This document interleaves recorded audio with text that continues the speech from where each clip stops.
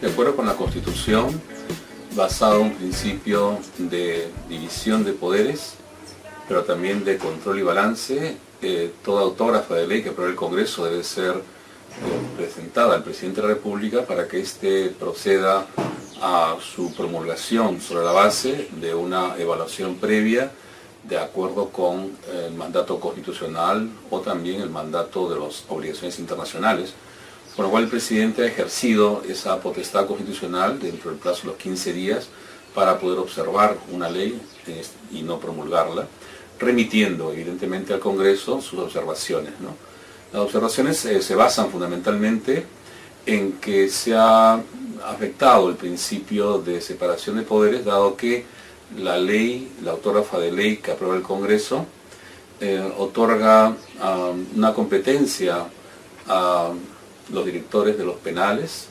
para poder resolver una solicitud para poder cambiar el régimen de la condena de una prisión efectiva, ¿no? De acuerdo al delito cometido, a efectos que puedan ejercer una suerte de arresto domiciliario o fuera en todo caso, ¿no?, de la prisión con un grillete electrónico para que puedan incluso movilizarse en el nivel de provincias, con lo cual se desplaza la función del juez de la ejecución penal por un funcionario del Poder Ejecutivo para determinar si corresponde o no culminar la pena establecida por graves delitos en beneficio de un funcionario que deberá determinar ello sin criterios de juridicidad, ¿no?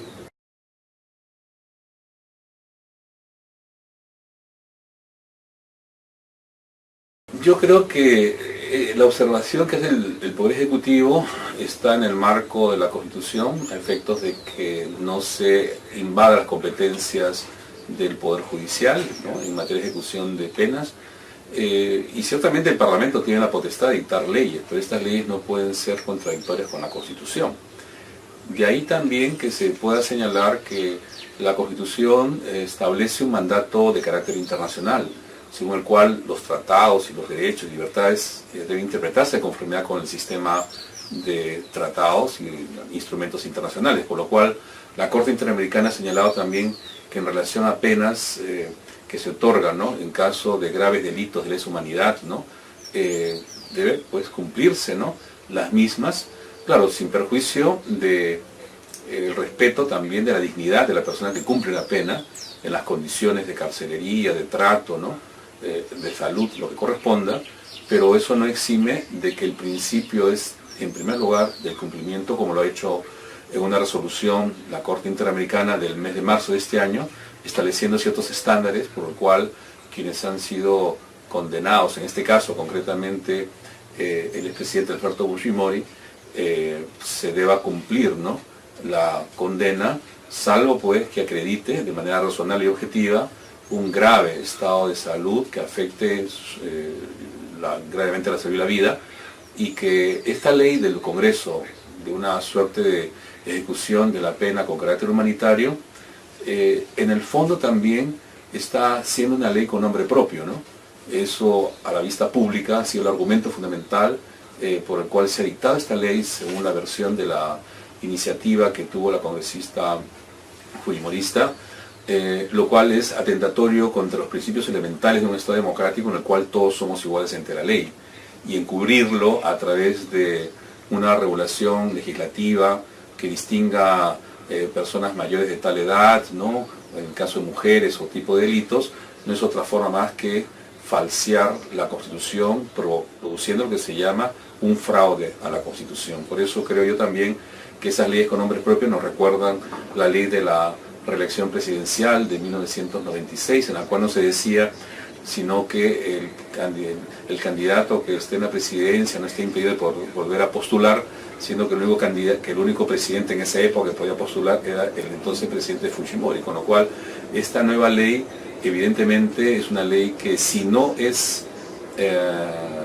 rechazada, ¿no?, por el Ejecutivo, tendrá que ser discutida nuevamente en el Congreso, ¿no?, y rechazada, ¿no?, porque viola principios elementales de un Estado democrático y de derecho, ¿no?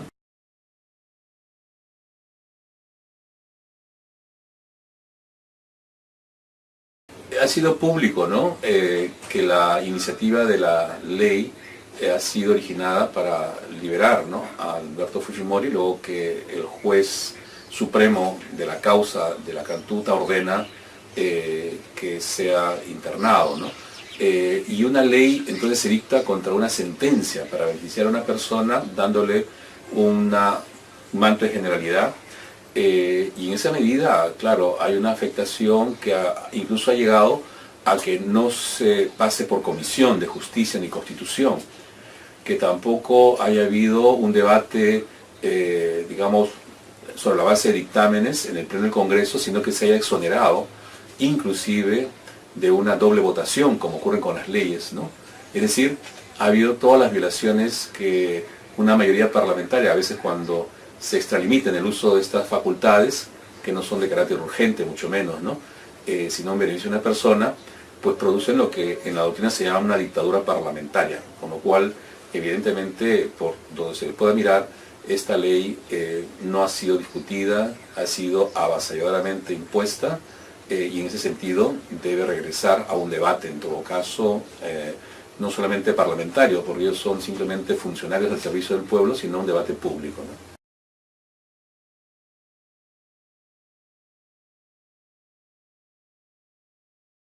Bueno, de acuerdo con la Constitución, en este principio de equilibrio y balance de poderes, si el Congreso en mayoría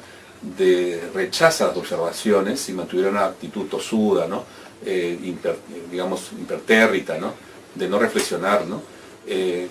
podría promulgar el presidente del Congreso la ley, veremos, ¿no?, si lo hace. Y en todo caso, una ley promulgada por el Congreso es otra ley que puede ser